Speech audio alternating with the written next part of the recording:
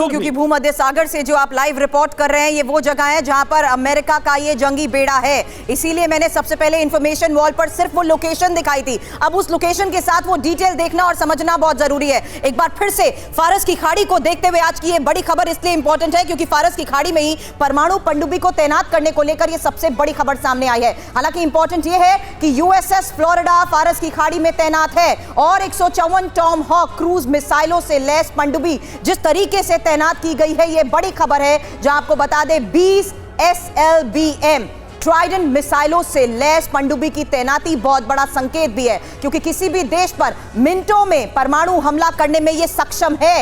ये लोकेशंस इसलिए भी इंपॉर्टेंट हो जाती हैं क्योंकि अमेरिका जिस तरीके से जंगी तैयारी को देखते हुए ये बड़े संकेत दे रहा है। भूमध्य सागर से ही विपिन चौबे हमारे सहयोगी ने हालात तो दिखाए, लेकिन राठौड़ सर अब ये तैनाती, ये पोस्चरिंग, ये मैसेजिंग युद्ध के हालात में क्या संकेत दे रही है? देखिए सुरभि, यहाँ पर यह है कि ईरान बहुत वोकल रहा है इस पूरी लड़ाई में और बार बार अमेरिका को चैलेंज करता आया है। और ईरान की जो प्रॉक्सी मिलिशिया है उसने यूएस के इराक और सीरिया के बेसिस पे लगातार रॉकेट और ड्रोन अटैक किए हैं और उसी की वरद हस्त से यमन से भी फायरिंग आ रही है।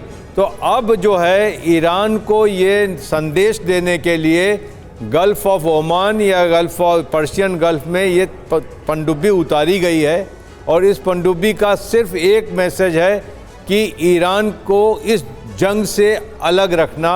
ईरान को ये पता होना चाहिए कि इसके आगे अगर वो कुछ करता है तो उसको इस जंग में इसका खामियाजा भुगतना पड़ेगा। वो प्रॉक्सी उस लिहाज से मैं आगे आपसे चर्चा जरूर करना चाहती हूं कि आखिर क्यों अमेरिका ईरान की घेरेबंदी करने में भी जुटा हुआ है। इस हालात में ये एक सबसे बड़ा सवाल है।